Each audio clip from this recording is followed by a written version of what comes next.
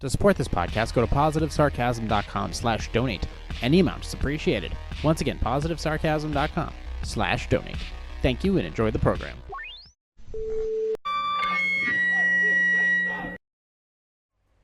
Jay here, positivesarcasm.com, recorded here from the Spare Parts Studio alongside New Hampshire's beautiful seacoast. Like, subscribe, share, donate, positivesarcasm.com/donate. Any amount is appreciated. Why am I looking?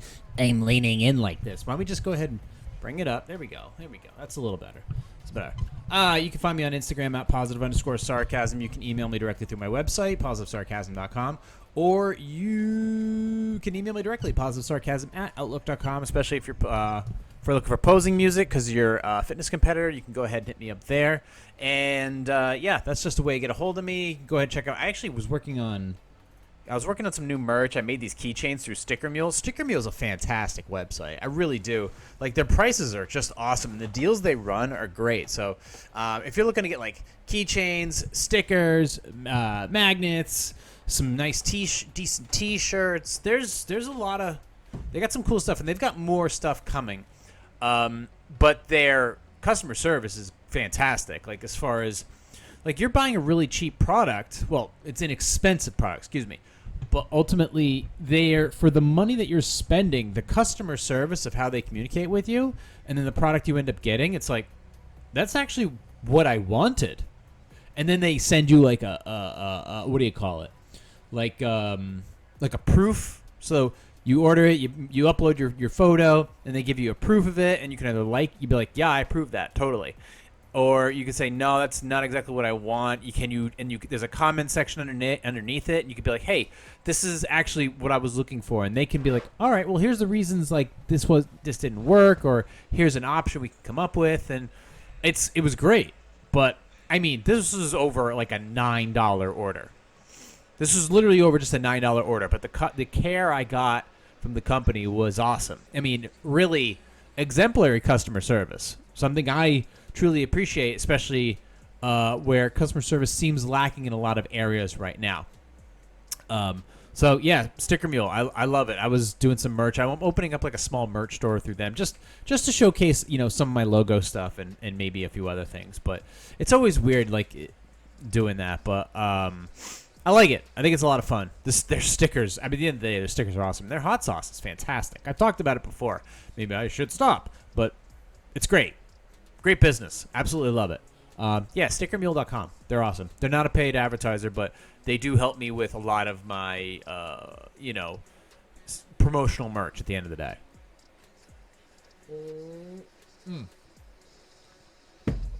God, that's good stuff. Before we get to this week's Q&A, brought to you by dig.com, I want to, address, what kind of a wellness would this be under? Conversational wellness, time management wellness. Let me grab my water. Since I finished my coffee, I'm going to put it in place of my water. All right. This is a time management wellness thing. We'll call it that. People will generally ask, they'll talk or they'll complain. Like, for example, I had people talk to me today about health and wellness, but they just said it's like I'm like, I don't know how it came up in conversation, but ultimately Jordan Peterson, actually there's a tie-in with this too, but ultimately, like, somebody said they wanted to shower twice a day. I mean, I shower twice a day because I love the feeling of, first of all, I love starting my morning off like that because it helps me reset my brain in the morning. Nice hot water calms me down. I'm clean. I'm confident. I'm ready to go, ready to start. I feel like I'm ready to start my day. But at the end of the day, after working out or something like that, or just getting ready to wind down before I close my eyes for the night, a nice hot shower for me also, once again, does the trick. Everything gets regulated. I'm clean. I'm ready to just relax. And I feel at the beginning of the day and at the end of the day, it works for me. I love it. And it doesn't have to be like a hard scrub or anything like that. It's just 5 to 7 minutes. Nice hot water. Maybe a little bit of cold water depending upon where your temperature of where you're at is, or if you just had a hot day and you need to cool down a little bit. Yeah, whatever is the recommended, but ultimately 2 showers feels fantastic. Well, somebody said to me, well, I can't because I have like a skin condition and it hurts. It's painful to shower twice a day. And it's like, all right, well, this, that, and the other thing. We got into this conversation about what you can do to mitigate that. But it just seemed like I kept hitting a brick wall. But I just remembered something as I thought about later on, that this conversation's been had not only once before, but multiple times before. So I was like, oh, wait a minute. I've had this conversation before multiple times. And it always leads to nothing. It always leads to nothing because no effort has been shown to the point where I should be paying any more attention. So I feel like, oh, that's right. I feel like I'm wasting my time. So there is, for those who don't put in any type of effort after the first few times, 3 times that you've talked to them about these simple things that they can do, simple, common sense things that this person can do to better themselves and move towards that direction of positivity, you need to basically be like, we've had this conversation before. I told you some of the things that you needed to do. I don't want to deal with it because at this point, you're just complaining and not doing anything about it. I had a rant a long time ago about a person who buys their coffee from the same crappy place every single morning. They know that it's gonna get done incorrectly, and then they come to the office and complain about it. Those people, yeah, literally buy something so they have something to complain about later. This is the same thing. They have a problem. It can quite possibly be solved with these few simple methods, but they're not going to do anything about it. So what do?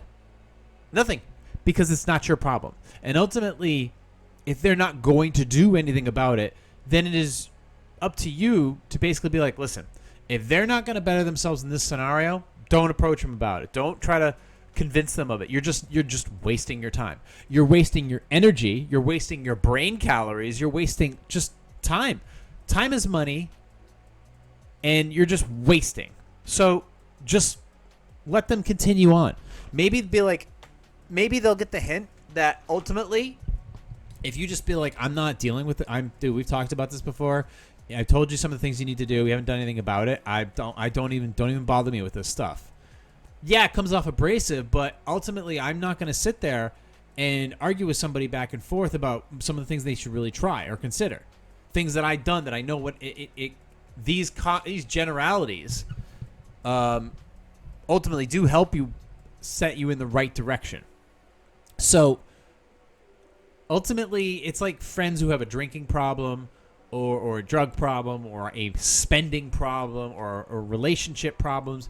If they don't address these things through counseling or hard work or the gym or if they have hygiene problems and they don't address them, after a while, you just don't bother. Don't waste your time. People won't want to get out of square one of that situation. They're stuck there because they choose to be. And that is ultimately where you have to leave the whole thing behind.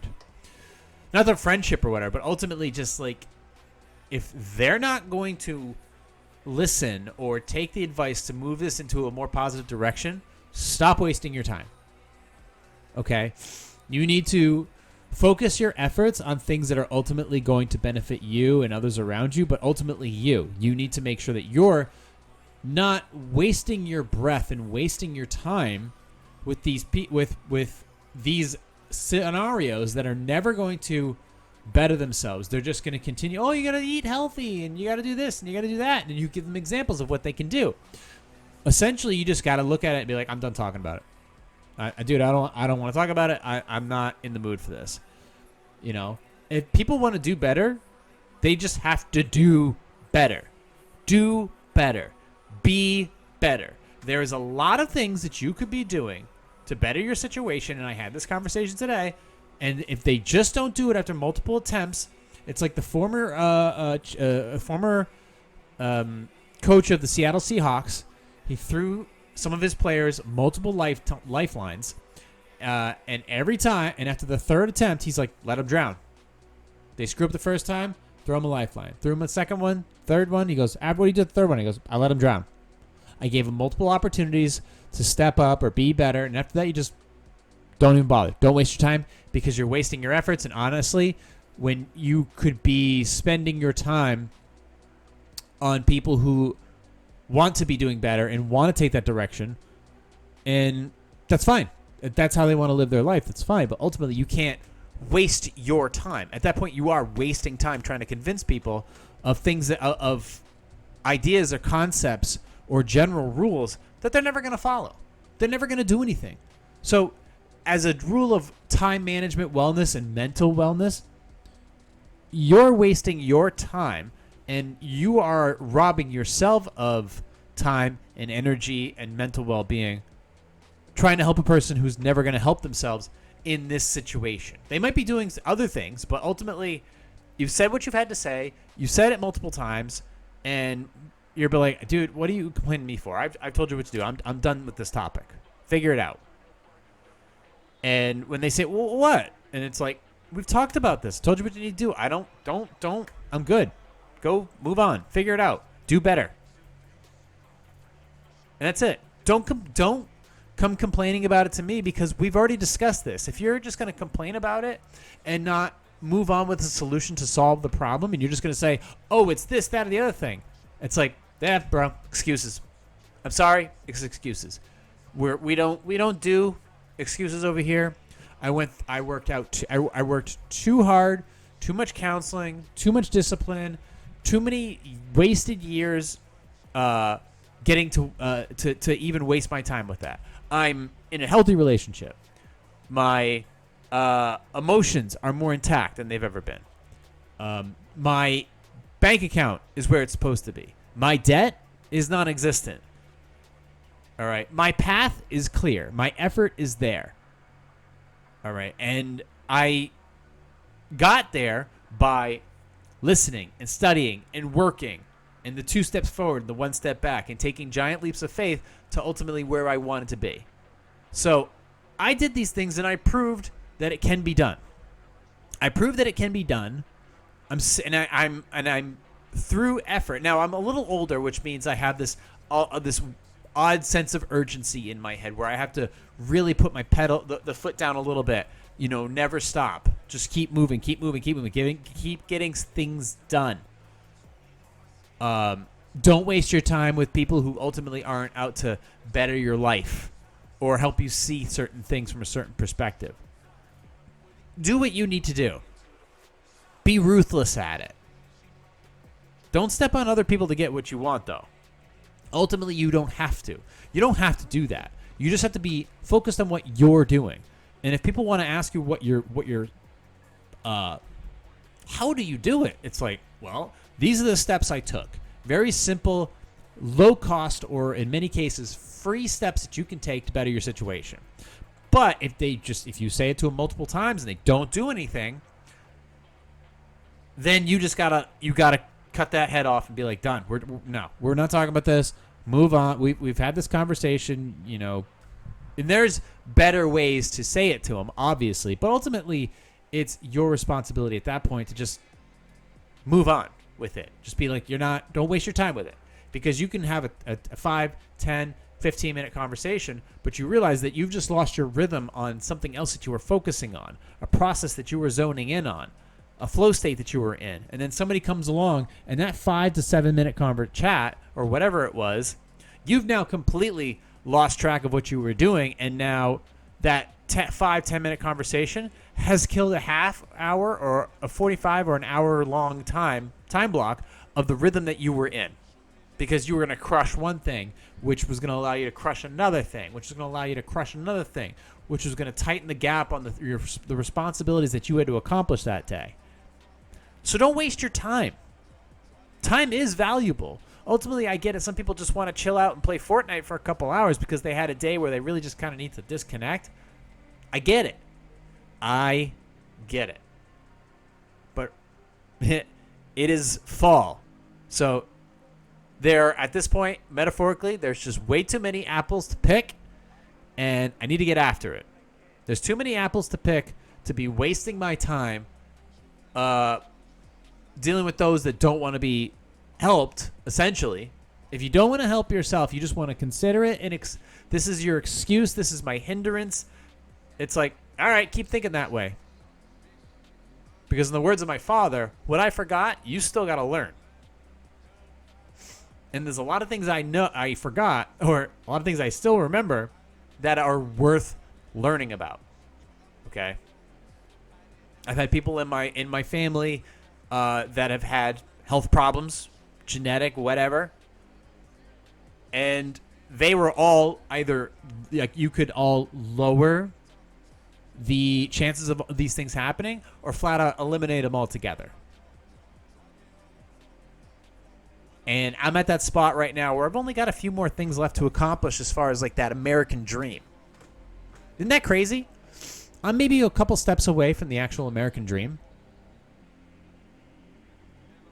With all the chaos that surrounds us supposedly at this point, there are people out there that are just doing it. They're just doing it right now. While everybody else is bitching and moaning, complaining online and TikToking away, you're one step closer. So they're looking left. They're looking left and looking right. You're looking straight ahead. Just walk right by them. Take the American dream. Don't waste your time if they're not willing to invest in the time that you give them. Your time is valuable. Use it to your advantage. I'm not going to give you the hustle and grind story. I'm just telling you there are absolutely ways to be better in your situation. And if people don't want to heed your advice or some of your guidance after like the third or fourth attempt, stop wasting your time and move on to it and move on, because you're drowning yourself in other people's bullshit. Speaking of other people's bullshit, dig.com's Q&A. I'm sure we got some interesting ones here. So let's go ahead, pop this up on the article monitor. Let's get a few good minutes out of some first world problems. Recently, my cousin Melanie contacted me to offer condolences at the passing of my wife.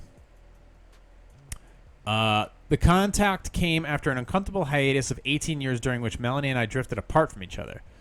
While I would love to forget those 18 years and rebuild my suddenly resuscitated relationship with my incredibly attractive and massively accomplished cousin, she appears to be holding those long years against me and is obviously ambivalent about rebuilding a lapsed familial bond.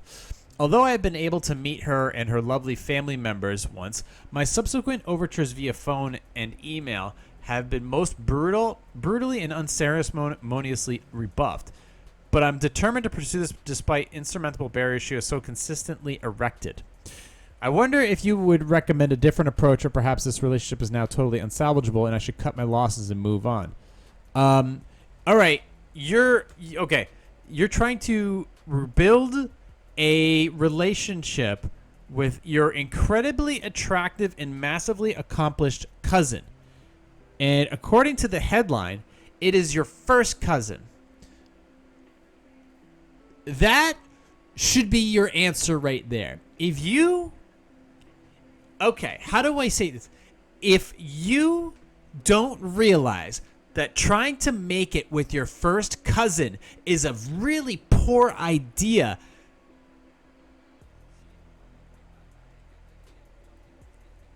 I am speechless. But I can tell you this. This is a bad idea. You don't fuck your first cousin or your second cousin. I'm sorry. I don't know. I'm assuming you're from the United States. I'll be honest with you. If you're from anywhere, this is not a good idea. And let's just say, for example, let's remove the whole fact that this is your first cousin. This person doesn't want to talk to you, doesn't want to rekindle anything about you. So ultimately, you need to not engage with them. First off, rebuilding a relationship with a cousin is fine. But you wanted to, your wife has passed. Okay, it's uncomfortable, but you got condolences from quote Melanie. You said that she's incredibly attractive and you want to resuscitate a relationship with them. This is, dude, there is no redder a flag. If this flag was any redder, Coca-Cola would be filing a cease and desist against you for stealing their colors. So this is like the most obvious black and white scenario. The fact that you cannot by any means pursue this any more than you have, because you have reached a creepiness level that is borderline restraining order level. So stop everything that you're thinking right now and what you're doing, because it is, in a societal level and actually at a health level, dangerous. Move on and seek counseling. Let's move on to the next one. Actually, let's get a sip of water, and then we'll move on to the next one. Jesus, there's some weird people out there. When our company went 100% online work, my team and I helped set up 35 employees with hardware in their homes. The department we support is mostly people in their late 20s and early 30s. 2 employees, Archie and Edith, both have bad attitudes and break their hardware a lot. I would say a good portion of my staff's time is spent replacing Archie's screen for the 3rd time this month or fixing a virus that Edith has spread to the entire department. Don't get me started on what they do to phones, tablets, and laptops. I was just notified by our HR office that both Edith and Archie have filed complaints about one of my staff members because she politely explained a process step-by-step email, used the words "that's not accurate" and the correct way. Both Archie and Edith felt that they were being discriminated against and mocked because they're older than the rest of the team. I read the email that is 100% not what happened. After they filed their complaint, they sent harassing and abusive text to my staff member. HR wants me to reprimand my team member and sent an email that we all have to complete a sensitivity training course and say we can't use the words right, accurate, wrong, or incorrect or any version thereof, as some of my team members find the teams offensive and disrespectful in regards to their age. I asked them to clarify, and HR responded, "Don't tell anyone older than you they're wrong. It's rude and hostile. I'm not willing to, 1, reprimand my staff for explaining and fixing an error that could cost our company a lot of money, or 2, let people bully my staff." First of all, HR can kick rocks. Second of all, they're breaking company equipment on most of the time, which means they're not using it correctly, which is absolutely in itself a reprimandable offense, regardless of their age. Regardless of their age, it does not matter. Anybody can learn how to use equipment, especially basic-ass equipment for working from home. It's not a difficult perspective. You just got to spend a few hours on YouTube, and you can be pretty decent at using a computer with a VPN connection. It ain't hard. So ultimately, they're the ones being abusive. They are the ones breaking the equipment. They're the ones that could be reprimanded, cited, and ultimately terminated if they continue with this behavior of messing up equipment and being rude to fellow employees. They're the ones who ultimately can get pushed out of the office. But ultimately, if this is the type of environment that you work in, I would just leave and be like, I don't want any part of this. I'm out of here. Go work for a place where you don't have to deal with this type of crap, because it only gets worse. Because you can't tell you right, accurate, wrong, or incorrect. No, hey, that's just flat out wrong, inaccurate, incorrect. Move on to the next one. I recently moved to the hometown. I recently moved home to the town where my brother and sister live with their families. I don't have kids. I love my nieces and nephew and don't mind taking them out then and again. But I hate the lying and manipulation from my sister and sister-in-law. Anytime I offer to help out, they claim they have everything under control, but then turn around and say shit like, I miss you and you should come over for coffee and a chat, only for them to ditch me within 15 minutes so they can run a quick errand which lasts hours. They have the gall to act irritated with me if I complain. The last time this happened, my sister asked me to go out to dinner. After 20 minutes, I overheard her talking to her date on speakerphone. I got my purse and yelled that I was leaving. My sister came out swearing and wearing heels and a party dress. I got in my car and turned off my phone for a few days. When I turned back on, I got a barrage of bitching from everyone, including my sister-in-law and brother. They were doing a double date with my sister, and I ruined their evening out. I repeated that nobody asked me to babysit, and they should consider the door closed. I am now a pariah at family events, and I am very bitter about being foolish enough to move here rather than another place because of some bogus sense of my family. My parents will be visiting soon. How do I deal with this? I can't really see them separately since they are staying at my brother's. Okay. You know what? I think you did yourself a favor.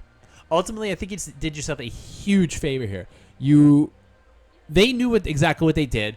They got caught doing it, and now they're bitching about the fact that they don't have the convenience of not spending time with their kids, where they could have simply just said, hey, we're trying here. We could use some help. Do you want to blah, blah, blah? They didn't do that. They got all pissy about it. And if these people want to treat you like shit, guess what? People who treat you like shit shouldn't be in your life. You could happily just be like, you know what? I don't have to deal with this anymore. Because eventually, listen, if they're texting you, you can block it. If they're calling you, you can block it. If they're hitting you up on Facebook, you can block them. If they're hitting you up on Instagram, you can block it. If they try to see you in person, you can stop. You can tell them, don't talk to me anymore. If all they're doing is calling you and calling you out and treating you like shit, and if your parents get involved and be like, hey, you should really call them trying to bury the hatchet, you could be like, no, and don't bring it up again, or you're not going to hear from me either. You can shut this whole thing down because you did all this for them and they treated you this way? No way. Family can be assholes too, and quite frankly, these people are no exceptions. They can go find a babysitter and pay them because you should be done with it. Well, quite frankly, it seems like you are done with it, and you know what? Good for you. You can see your parents. They just can't be with their siblings. Go have dinner with your parents. Go have lunch with your parents. Go visit them in the park or go apple picking with them. Talk to them. Be like, listen, this isn't happening. I'm not getting treated like this. I'm better than that. And quite frankly, anybody that wants to treat me like this or trying to make peace, it's like they're not making peace. They're just treating me like garbage. You don't have to be with them. You don't have to waste your time with them. Seriously, don't waste your time with these people. And you let your parents know, be like, I'm old enough where I don't have to put up with this stuff, so you make damn sure that you don't try to push the boundaries farther than you need to. Otherwise, I'm all set with you too. Parents do take that to heart. They honestly, at the end of the day, they want all their kids to get along. But at the end of the day, people are people, and if they're going to do stupid stuff, I don't want to be around when they commit it. Let's do one more. Sip of water.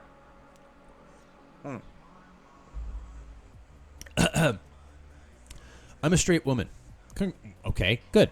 30. And I met a guy about 6 months ago. All right. He's funny, charming, bright, and the sex is fantastic. Yes! He's only a few years older than I am, and everything is just wonderful. Only a few years older. Okay. I can only see myself getting married to him maybe in the next couple of years. He told me from the start that he had a chronic medical condition. It's something he has had since he was a child. And he has dealt with it with the best of his ability. He hasn't been perfect about it, but he's pretty diligent. And I could see he does this level-headed best to keep himself healthy. Okay. Without going into too much detail, it's a manageable disease, but there are possibly long-term risks. There's also risks of something happening more immediately, which could pose a danger to both him and me, depending upon circumstances. The problem. Okay. I have mentioned this aspect of my boyfriend to friends and family. While my friends are supportive, my family have told me in no uncertain terms that I should dump him and find someone who isn't medically challenged. My friends tell me to ignore my parents, and my siblings agree. But my parents are bringing this issue up every time I talk to them. My parents are concerned that I am putting all my hopes and dreams on someone who could shatter them in a heartbeat. He has met my parents, and that meeting went well, but my parents are still convinced I would be better off with someone else. I haven't told any of them to this, and I don't know what to do. This is burning me up. How do I figure this out? Okay. Well, there's...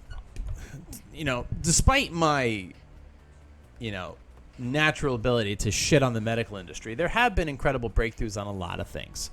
And listen, at the end of the day, I don't know what his chronic medical condition is. Are we talking about MS?